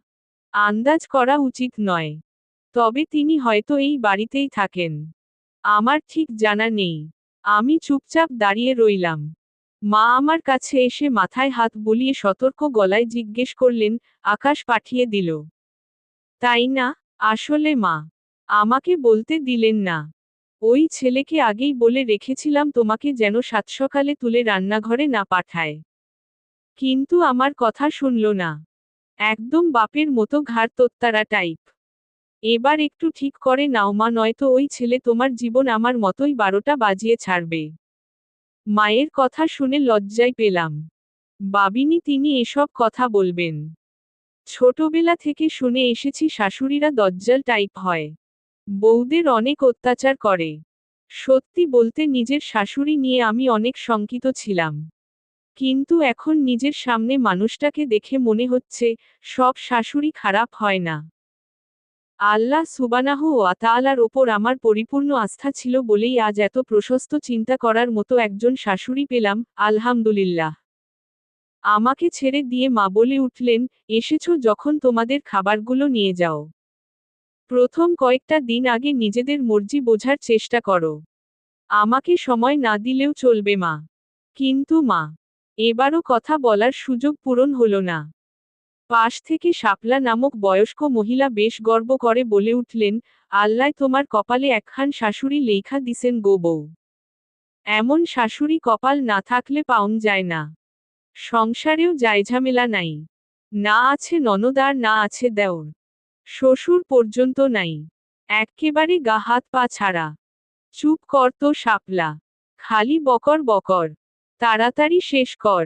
আজ কিন্তু দুপুরের রান্না দেরি করা যাবে না। তোর ভাইপো বাড়িতেই। জহরের নামাজের পরই যদি খাবার না দেওয়া যায় তাহলে গমগম করবে বাড়ি। মায়ের মুখে ভাইপো শুনে বুঝতে পারলাম, শাপলা সম্পর্কে আমার ফুপু হন। কিন্তু কেমন ফুপু তা ঠাউর করতে পারলাম না। খাবার সাজিয়ে আমার সম্মুখে দাঁড়িয়ে মা বললেন, নাও মা। অনেক বছর পর মুগ ডাল রান্না করলাম। কেমন হয়েছে বলবে কিন্তু। তুমি তো মুগ ডাল খুব পছন্দ করো। আমি অবাক হলাম, এ কথা আপনি জানলেন কেমন করে? এই মেয়ে, খবরদার আপনি আপনি করবে না, আর আমিও এসব তুমি তুমি বলতে পারবো না। আকাশকে যেমন তুই বলি, তোকেও তাই বলবো। শোন মা, আমার কোনো মেয়ে নেই। তোর নিজের মায়ের স্থান নিতে পারবো না তা জানি। কিন্তু তোকে আমার নিজের মেয়ের স্থানে রাখতে চাই। ভুলেও আমাকে আপনি করে বলবি না। এসব কথা শুনলে একটা পাথরের মনো আল্লাহ সুবহানাহু ওয়া তাআলা গলিয়ে দিবেন, আর আমি তো সামান্য মানবী। চোখ ছলছল করে উঠল তা দেখে মা হেসে উঠে ফুপুকে বলবেন, দেখ শাপলা, একটু বকেছি বলে মেয়ে আমার কান্না জুড়তে বসেছে। মুখখানা দেখেছিস? জিজ্ঞেস করেই আমার চিবুকে হাত রেখে কাতর গলায় বললেন, তিনি থাকলে কত খুশি হতেন। আমি নিজেকে সামলে নিয়েছি আর মাও এসব বিষয়ে না গিয়ে বললেন, যা মা, খেয়ে নেয়। আর তোর পছন্দ অপছন্দের সব খবর তোর জামাই আমাকে অনেক আগেই বলে রেখেছে। যত যাই হোক, গতকাল থেকে তুই আমার মেয়ে হয়েছিস, এটা আমার মৃত্যুর আগে যেন মাথা থেকে না সরে। বুঝলি? খুশি আর লজ্জায় তৃপ্ত হওয়া আমার মুখে কথা ফুটল না। চোখ নামিয়ে শুধু, হ্যাঁ, বোধক মাথা নেড়ে হাঁটতে শুরু করলাম। রুমে ঢুকতেই তিনি এগিয়ে এসে খাবারের জিনিসগুলো নিয়ে টেবিলের ওপর রাখলেন। এরপর জিজ্ঞেস করলেন, মিষ্টি, তুমি কি কাঁদছো? না, বলে যখন তার দিকে তাকালাম, তখন বাম চোখ উপচে পড়া অশ্রু বিনা বাধায় নেমে পড়ল। আমার কান্না পেলে আগে বাম চোখের কোল ভরে। ডান চোখ অলস হয়ে বসে রয়। আলতো হাতে সেই অশ্রু আঙুলের ডগায় নিলেন। এরপর আমাকে দেখিয়ে তিনি জিজ্ঞেস করলেন, তাহলে এটা কি? চোখ নামিয়ে নিলাম। তিনি আচমকা ব্যাকুল হয়ে জানতে চাইলেন, বউ, কাঁদছ কেন? মায়ের কোনো কথায় কি? আমি প্রায় সাথে সাথে প্রতিবাদ করে উঠলাম, না না, দয়া করে অন্য কিছু ভাববেন না। আমি সত্যি কাঁদছি না। কিন্তু আমার ভেতরের আনন্দগুলো চেপে রাখতেও পারছি না। এগুলো চোখের পানি হয়ে বের হচ্ছে। দিন না বের হতে। সমস্যা কি? কখনো কখনো খুশিতে কাঁদতে হয়। আল্লাহ সুবহানাহু ওয়া তাআলার এমন খুশি তো সবার জন্য সবসময় নির্ধারণ করে নাও রাখতে পারেন। বিকেলের শেষ আলো। দিজা মজুমদার গল্পরাত। পর্ব ৮। সেটা না হয় বুঝলাম। কিন্তু তোমার চোখে পানি দেখব বলে তো তোমাকে আমার বউ হিসাবে আল্লাহ তাআলার কাছে চাইনি মিষ্টি। বলে তিনি উত্তরের অপেক্ষা করলেন না। খাবারগুলো নিজেই প্লেটে সাজিয়ে নিতে লাগলেন। এরপর এক লোকমা আমার মুখের সামনে ধরে বললেন, এখন এসব কান্না থাকুক। আগে খেয়ে নাও। আমি ডান হাতে তার খাবার ধরে রাখা হাতটা নামিয়ে জিজ্ঞেস করলাম, আমি মুগ ডাল পছন্দ করি, এটা আপনি জানলেন কিভাবে? হঠাৎ এমন প্রশ্নে তিনি অবাক হবেন, এমন ধারণা ছিল আমার। কিন্তু অবাক হলেন না। চোখ নামিয়ে হাসলেন। সারা মুখে তৃপ্তি আর লজ্জা ফুটে উঠল তার। ছেলেরাও লজ্জা পায়। তার বদলে আমি নিজেই অবাক হলাম এবং সম্মত হলাম যে আল্লাহ সুবহানাহু ওয়া তাআলা আমাকে অবাক হওয়ার ক্ষমতা সত্যিই বেশি দিয়েছেন। ধীরে ধীরে ইনশা আল্লাহ সব জানতে পারবে। এতটুকু বলে এবার চোখও তুললেন আর হাতের খাবার আবারও মুখের সামনে ধরে বললেন, বিসমিল্লাহ বলে খেয়ে নাও। এমন আমুদে আমুদে সারাদিন পেরিয়ে গেল। তিনি সত্যিই সারাদিন বাড়িতে রইলেন। মসজিদ ব্যতীত বাড়ি থেকে এক পাও অন্যত্র নড়লেন না। রাতের আধার কেটে এখনো দিনের আলো ফোটেনি। আজকে আমি নিজেই ঘুম থেকে তাড়াতাড়ি উঠে পড়লাম। ফ্রেশ হয়ে ওয়াশরুম থেকে যখন বের হলাম, ভাবলাম তিনি বুঝি জেগেছেন। কিন্তু আজ তার ঘুম ভাঙার নামই নেই। আমি ডাকলাম, ভোর হয়ে যাচ্ছে। উঠুন। ২-৩ বার বললাম, কিন্তু তার থেকে কোনো সাড়া পেলাম না। খুব বড়াই করে প্রথার্থা উপেক্ষা করলেও অজানা কারণে তার নামটা আমার মুখে এলো না। নাম ধরে ডাকতেই পারলাম না। এদিকে ফজরের নামাজ কাজা হলো বলে আমি দ্বিধান্বিত মনে বিছানায় তার পাশে বসলাম। ইতস্তত চিত্তে তার বাহু স্পর্শ করে মৃদু নাড়িয়ে ডাকলাম, শুনছেন? প্রায় সাথে সাথেই জবাব এলো, শুরু থেকেই। কেমন পরিষ্কার গলায় তিনি জবাব দিলেন। আমি প্রায় লাফিয়ে যেন বিছানা থেকে উঠে দাঁড়ালাম আর মুখ ছিটকে বেরিয়ে এলো, মানে? তিনি চোখ মেলে আমাকে দেখলেন। নিরুত্তাপ গলায় বললেন, বললাম যে শুরু থেকেই শুনছি। আমি তো ভোর 4টা থেকেই জেগে আছি। আমি চমকে গেলেও ঈষৎ রাগ ভাসিয়ে জানতে চাইলাম, তাহলে এতক্ষণ ধরে জবাব দিচ্ছিলেন না কেন? ইচ্ছে করেই। কোন কারণে সেটা জানতে পারি? শোয়া থেকে চট করে উঠে বসে বললেন, অবশ্যই। দেখছিলাম আমার বউ কিভাবে আমাকে ডেকে তোলে আর এমন করছি জানার পর কি করে। বলেই হাসলেন। সাত সকালে আপনি আমার সাথে ইয়ার্কি করলেন। অ্যাই, এখন এসব কথা রাখো। আগে নামাজ পড়ে নিয়েই চলো। বলেই হাত ধরে টানতে লাগলেন আল্লাহ সুবহানাহু ওয়া তাআলার পথে। নাস্তা শেষ করে বের হতে সকাল 6:45 বেজে গেল। 10টায় ফ্লাইট। এয়ারপোর্টে পৌঁছাতে কতক্ষণ লাগবে কে জানে। মা আর শাপলা ফুপু মিলে বাকি গোছগাছ সেরেছেন বলে তাও বাঁচোয়া নয়তো 8টা বাজেও বের হওয়া যেত কিনা সন্দেহ আছে। কালকে তার কাছে জানতে পারলাম শাপলা ফুপু হলো আমার শ্বশুর বাবার চাচাতো বোন। আপন হলেও খুব গরিব তারা আর দুই কুলে কেউ ছিল না। তাই আমার দাদি শাশুড়ি এই বাড়িতে শাপলা ফুপুকে অনেক ছোটবেলায় এনে রেখেছিলেন। তার বিয়ে হয়েছিল, কিন্তু সংসার টেকেনি। বছর না ঘুরতেই স্বামী মারা যান। ফলে শ্বশুরের ভিটে ছেড়ে এখানেই আবার চলে আসেন। সবাই বলেছিল আবার তাকে বিয়ে করতে। কিন্তু তিনি আর রাজি হননি। সেই থেকে এই বাড়িতেই আছেন। রাস্তায় যানজট দেখে ভেবেছিলাম ফ্লাইট মিস হবে। কিন্তু আল্লাহ সুবহানাহু ওয়া তাআলার মেহেরবানিতে ঠিক সময়ে পৌঁছাতে পেরেছি। প্লেনে বসার পর আমার সমস্ত শরীর বিস্ময়ের ঘোরে ডুব দিয়েছিল কারণ আমি যে জীবনের প্রথম প্লেনে চড়েছি, এত কাছ থেকে প্লেন দেখেছি। ছোটবেলায় মাথার ওপর দিয়ে প্লেন যাওয়ার শব্দ পেলেই পিটপিট চোখে রৌদ্রস্নাত আকাশের দিকে তাকিয়ে থাকতাম। কৌতূহল আর পাওয়ার আকাঙ্ক্ষায় ছটফট করতাম। আজ এত বছর পর সেই স্বপ্ন পূরণ হয়েছে, আলহামদুলিল্লাহ। বউ গো বউ, খালি প্লেন দেখলেই হবে? জানালা দিয়ে বাইরে তাকিয়েছিলাম। নিচু স্বরে করা প্রশ্নটা কানে ভেসে আসতেই ফিরে তাকালাম। তিনি ফিসফিস করে বললেও আমি স্বাভাবিক স্বরে জানতে চাইলাম, তাহলে কি করব? আল্লাহর বান্দা আর তোমার একমাত্র জামাইকে দেখবে। তোমার দুইখানা হাত দিয়ে তার হাত ধরবে, মেহগনি কণ্ঠে তাকে ভালোবাসার কথা বলবে। হঠাৎ করে তার কি হলো বুঝতে পারছি না। এমন সব কথা কেন বলছে? আমি তাকে থামিয়ে দিলাম। জিজ্ঞেস করলাম, আপনার কি শরীর খারাপ? কিঞ্চিত অবাক হলেন, শরীর খারাপ হবে কেন? তাহলে আজব কথাবার্তার ঝুলি খুলে বসেছেন কেন? মেহগনি কণ্ঠ মানে কি? মেহগনি গাছ বা কাঠ হয়। উপমা যখন দিতে শেখেননি তো দিতে আসেন কেন? একটু রাগ ভেসে উঠল আমার কথায়। কিন্তু তিনি পাত্তা দিলেন না। বললেন, এখানে কিন্তু আমি ছাড়া তোমার আপন কেউ নেই। তো, তো, একটু পরেই বুঝতে পারবে, তো না থহ। তাচ্ছিল্যের সুরে তিনি এসব বলে সিট বেল্ট বাঁধতে লাগলেন। আমি এদিকে তার কথার আগামাথা কিছু বুঝলাম না।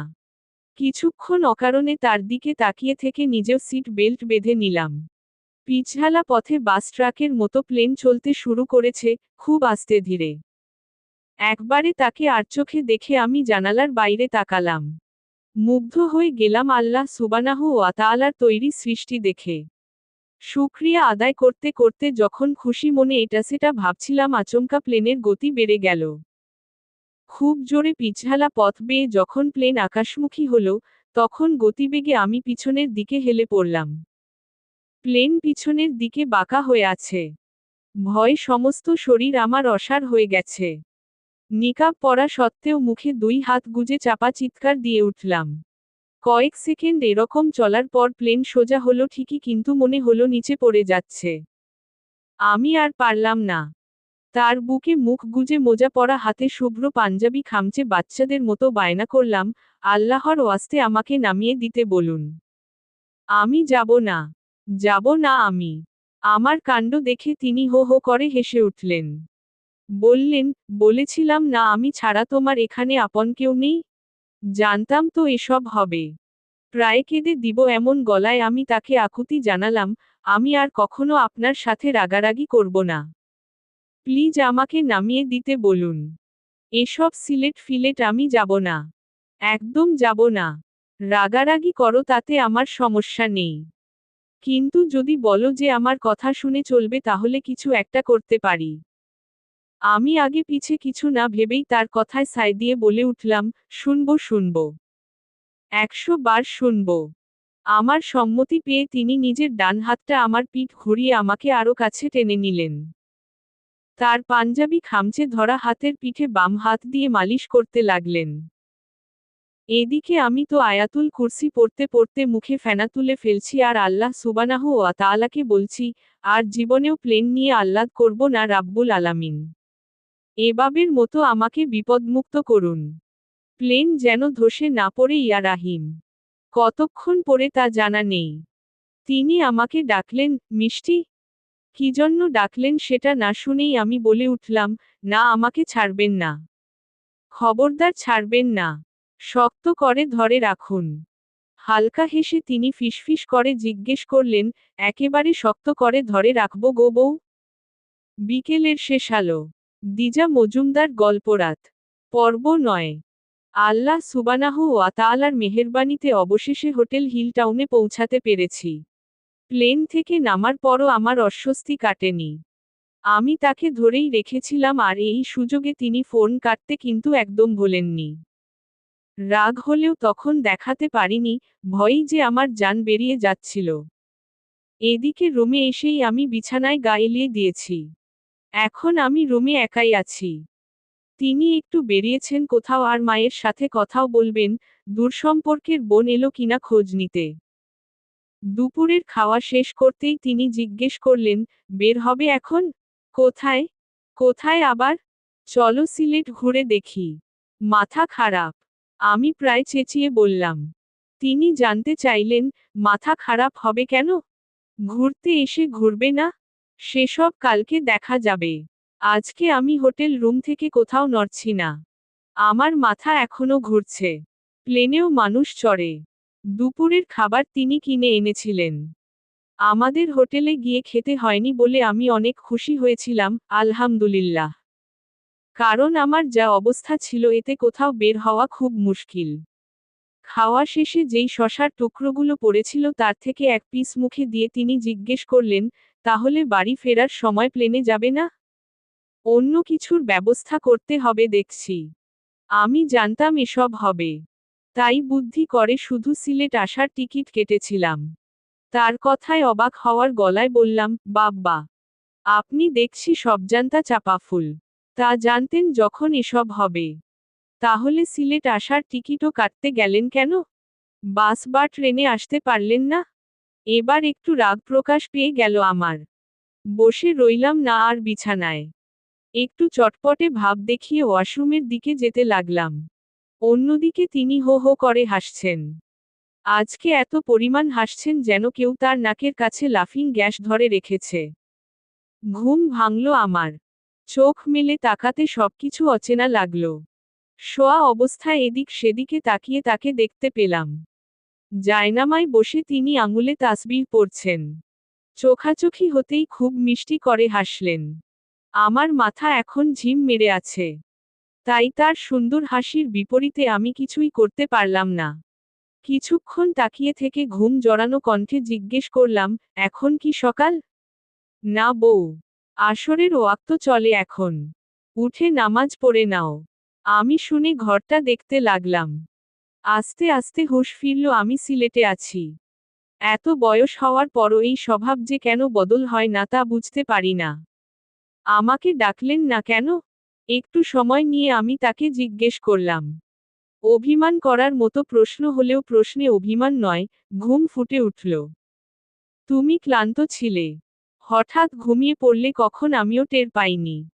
তোমার ওপর দিয়ে অনেক ধকল গেছে তাই আর ডাকিনি।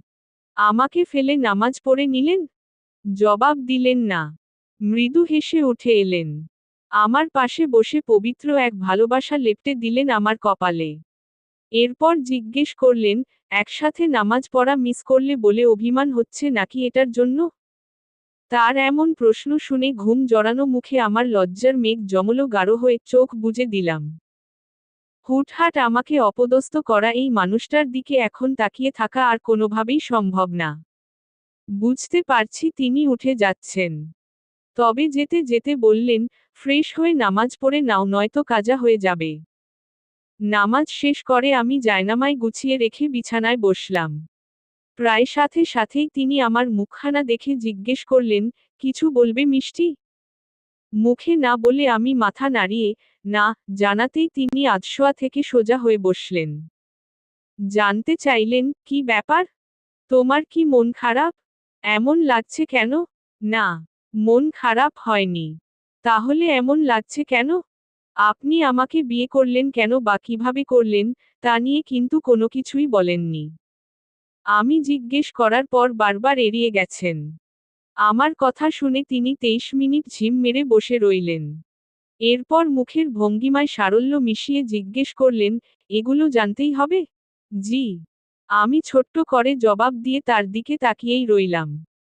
তিনি ছোট্ট নিঃশ্বাস ফেলে প্রশ্ন করলেন, প্রথম যেদিন আমরা মুখোমুখি বসেছিলাম, সেদিন আমাদের চোখাচোখি হয়েছিল, এটা তোমার মনে আছে? হ্যাঁ। আমি সেদিনই প্রথম আপনাকে দেখেছিলাম। তিনি আমার কথায় সহমত পোষণ হিসাবে বললেন, আমিও। একটু থামলেন। এরপর নতুন দমে শুরু করলেন, সেদিন থেকেই মনের মধ্যে একটা তোলপাড় শুরু হয়। তোমাকে দেখার, তোমাকে নিয়ে ভাবার এমনকি স্বপ্নেও তুমি আমাকে তাড়িয়ে বেড়াতে। সত্যি বলতে সেই সময়টাই আল্লাহর প্রতি মনোযোগ ধরে রাখতে কষ্ট হচ্ছিল। আমি তোমাকে ভুলে তার পথে হাঁটার চেষ্টা করছিলাম। কিন্তু অদৃশ্যভাবে বারবার তুমি এবং তোমার চেহারা যেন আটকে দিতে। আমি বুঝতে পারছিলাম না এমন কেন হচ্ছে। এরপর একজন বড় আলেমের সাথে বিষয়টা শেয়ার করি। এরপর তিনি বলেন, আল্লাহ তাআলার কাছেই ফয়সালা চাও। আমি তাই করলাম। নামাজ পড়ে পড়ে বারবার আল্লাহর কাছে জানতে চাইলাম, আমি কেন আপনার পথ থেকে বিচ্যুত হয়ে একজন পরনারীর প্রতি চিন্তা অনুভব করছি? এরপর হঠাৎ একদিন স্বপ্নে তোমাকে আমার স্ত্রীর রূপে দেখতে পেলাম। বুঝতে পারলাম আল্লাহ তাআলা হয়তো আমাদের বৈবাহিক সম্পর্ক নিশ্চিত করে রেখেছেন। এরপর আবারও সেই আলেমের কাছে এই বিষয়ে বললাম। তিনি বললেন, এবার তবে আল্লাহর কাছে চাও তিনি যেন ওই নারীকে তোমার জন্য হালাল করে দেন। একটু থেমে তিনি মুচকি হাসলেন। মাশাআল্লাহ, কি সুন্দর মনমাতানো তার হাসি। এরপর আমি জিজ্ঞেস করতে তিনি বললেন, এরপর থেকে কত শত নামায় তোমাকে হালাল হিসাবে চাইতে শুরু করলাম। অন্যদিকে খোঁজখবরও নিতে লাগলাম। কারণ বিয়ের আগে পাত্রপাত্রীর একে অপরকে জেনে নেওয়া যায়। তাই গোপনে তোমার অনেক খোঁজ নেওয়ার পর তোমার বাড়ির হদিস পেলাম। কিন্তু যখন জানলাম যে তুমি আমার বয়সে বড়, তখন ভেবেছিলাম মা হয়তো আপত্তি করবেন। কিন্তু তিনি আরও উৎসাহ দিয়ে বলেছিলেন, আমাদের নবী হজরত মুহাম্মদ সাল্লাল্লাহু আলাইহি ওয়াসাল্লামও নিজের থেকে বয়সে বড় নারীকে পত্নী হিসাবে গ্রহণ করেছেন। তাহলে তুই কেন করবি না? আর কোনো বাধা আল্লাহ তাআলা রাখেননি।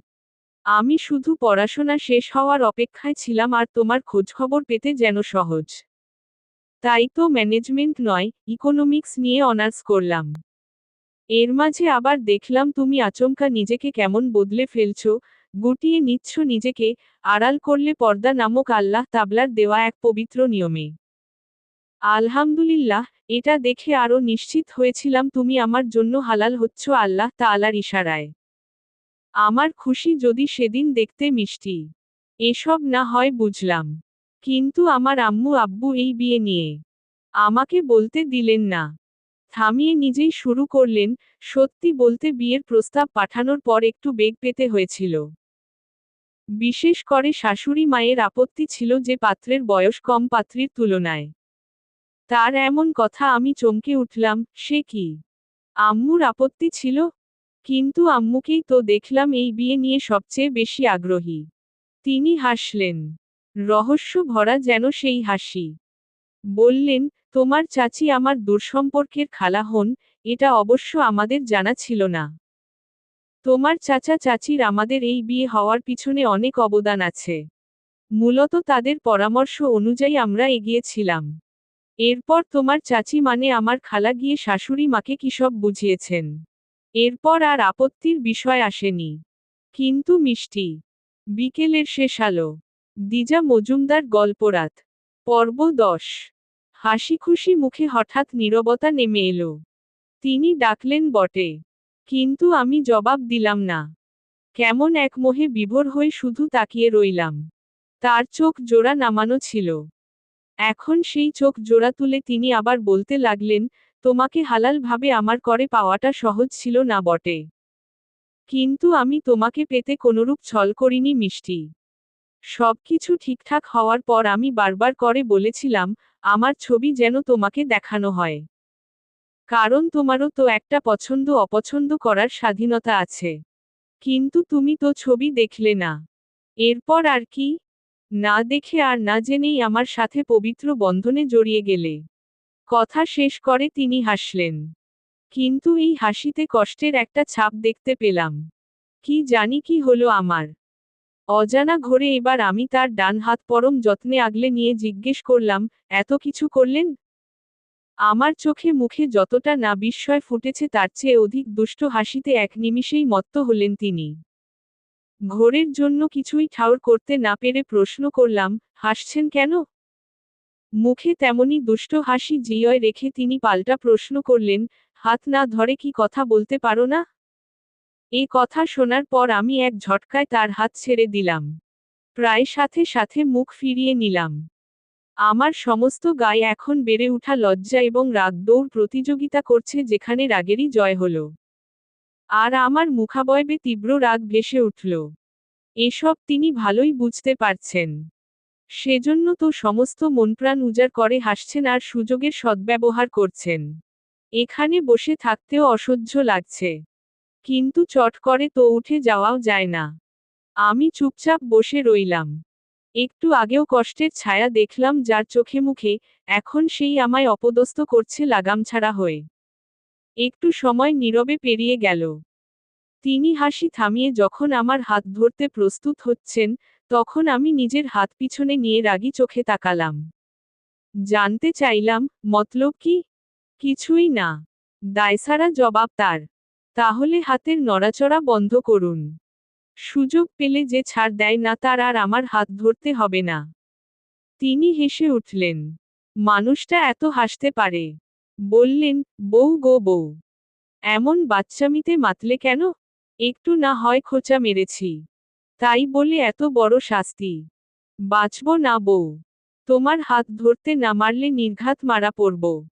আল্লাহ রাব্বুল আলামিন যে আমার হৃদয় শীতল করার ক্ষমতা তোমার খানা হাতে দিয়ে রেখেছেন। বুঝলে? এত বুঝে আমার কাজ নেই। মুখ ঝামটা মেরে আমি হনহন করে বারান্দায় চলে এলাম। কত বছর পর জানি না। তবে এমন বাচ্চামিতে মত্ত হয়ে ভালো লাগলো। বারান্দায় দাঁড়াতেই চাপা লজ্জায় হেসে উঠলাম। বিড়বিড় করলাম, ইস! এমন বাচ্চামি কেউ করে? মিষ্টি, রাগ করলে বউ? বারান্দায় দাঁড়িয়ে খুব সুন্দর দৃশ্য দেখা যায়। আমি তা দেখতেই ব্যস্ত ছিলাম। তাই বারান্দায় তার আগমন টের পাইনি বিধায় কিঞ্চিত চমকে উঠে তাকালাম। তিনি আমার পাশে দাঁড়িয়ে আবার জিজ্ঞেস করলেন, ভয় পেলে নাকি বউ?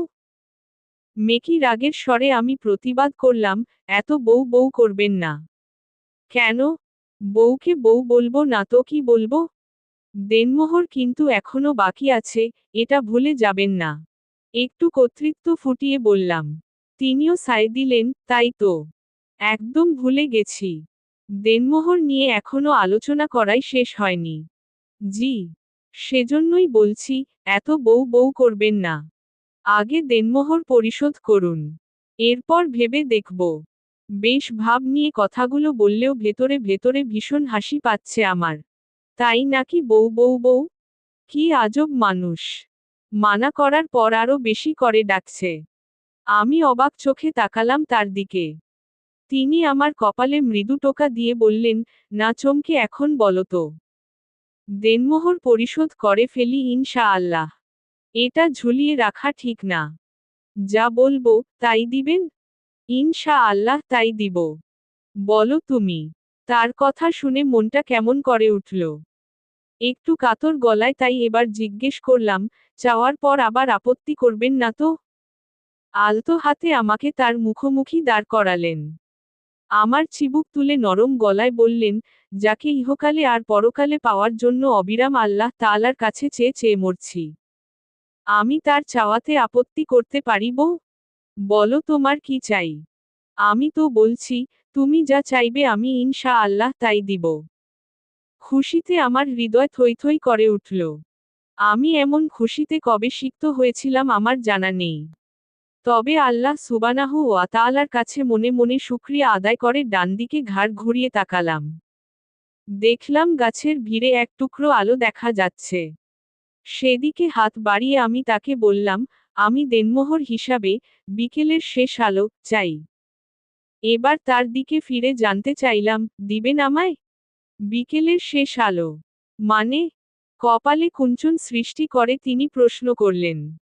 আমি ধীর গলায় জবাব দিলাম, জান্নাতে আপনার পাশে দাঁড়িয়ে আমি রোজ রোজ বিকেলের শেষ আলো দেখতে চাই। ইহকাল আর পরকালে আপনার মাঝে আবদ্ধ থাকতে চাই। দিনে অন্তত এক ওয়াক্ত নামাজ হলেও আপনার সাথে পড়তে চাই। আপনার বুকে মাথা রেখে মৃত্যুকে আলিঙ্গন করতে চাই। মানে? তার মানে তুমি আমাকে স্বামী হিসাবে মেনে নিয়েছ? খুশিতে আত্মহারা হয়ে তিনি আমাকে এক প্রকার ঝাঁকি দিয়ে জিজ্ঞেস করলেন। এদিকে মুখ ফুটে এসব বলতে পেরে লজ্জায় আমার চোখ বুজে আসছে আর ঠোঁটে ভাসছে লাজুক হাসি। বউ, এই বউ। বলো না আমি তোমার স্বামী কিনা? একবার মুখ ফুটে বলো। আর কখন মেনে নিলে?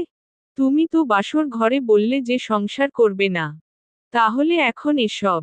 মানুষটা কেমন পাগলাটে আচরণ করছে। একবার ব্যাকুল হচ্ছে তো একবার বাচ্চাদের মতো ছটফট করছে।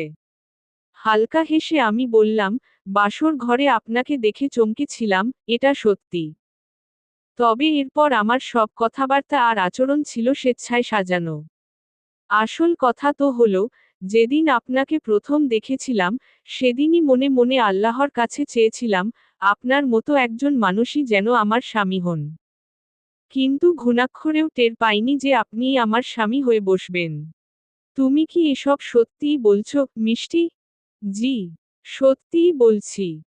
আর আপনি হজরত মুহাম্মদ সাল্লাল্লাহু আলাইহি ওয়াসাল্লামের বিয়ের বিষয়টা টেনে আমাকে বারবার বোঝাতেন না যে নিজের থেকে ছোট পাত্রকে বিয়ে করা যায়?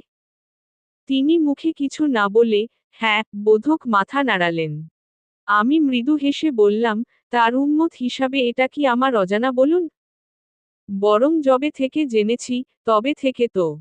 থেমে গেলাম। লজ্জায় গলা ধরে আসছে আমার। কিন্তু তিনি জিজ্ঞেস করলেন, তবে থেকে কি? বলো মিষ্টি। আজকে আর চুপ করে থেকো না। নিজেকে সামলে নিলাম। কিন্তু দৃষ্টি নতই রইল। বললাম, তবে থেকে নিজের চেয়ে বয়সে ছোট জামাই পাওয়ার লোভকে নিজের অন্তরে ঠাঁই দিয়েছি। খুশিতে তৃপ্ত মানুষটা দুই হাতে আমার মুখ তুলে তৃষ্ণার্ত পাখির ন্যায় আর্জি জানালো, এই মিষ্টি, তাহলে একবার বলো না। আমি নিজের কানকে শুনিয়ে তপ্ত হৃদয়কে শীতল করি যে আমিই তোমার স্বামী। আর কোনো আপত্তি নয়। আমি তার দুই হাত চেপে বলতে লাগলাম, আল্লাহ সুবানাহু ওয়া তাআলাকে মনের মধ্যে রেখে, বিকেলের শেষ আলো দৃষ্টি সীমানায় ছড়িয়ে, আমি মিষ্টি আজ আপনাকে বলছি জনাব, আপনিই হলেন আমার একমাত্র জুনিয়র স্বামী। ইহকাল আর পরকালে আমার একমাত্র সঙ্গী ইনশা আল্লাহ। কথাটুকু বলার সময় কেন জানি আপনা থেকেই আমার চোখ বুজে গেল। তাই তার উচ্ছ্বাস আমার আর দেখা হলো না। তবে পরম আকাঙ্ক্ষিত ব্যক্তি যখন আমাকে আলিঙ্গন করলেন এবং বললেন, তোমায় ভালোবাসে বউ। এই আকাশ তোমায় অনেক ভালোবাসা। আল্লাহ তাআলা আমাদের এই বন্ধন পরকালেও অটুট রাখবেন তুমি দেখে নিও। তখন তৃপ্ত চিত্তে আমি অস্ফুট স্বরে কেবল একটা শব্দই উচ্চারণ করলাম, ইনশা আল্লাহ। আর মনে মনে আল্লাহ সুবানাহু ওয়া তাআলাকে জানালাম, আলহামদুলিল্লাহ।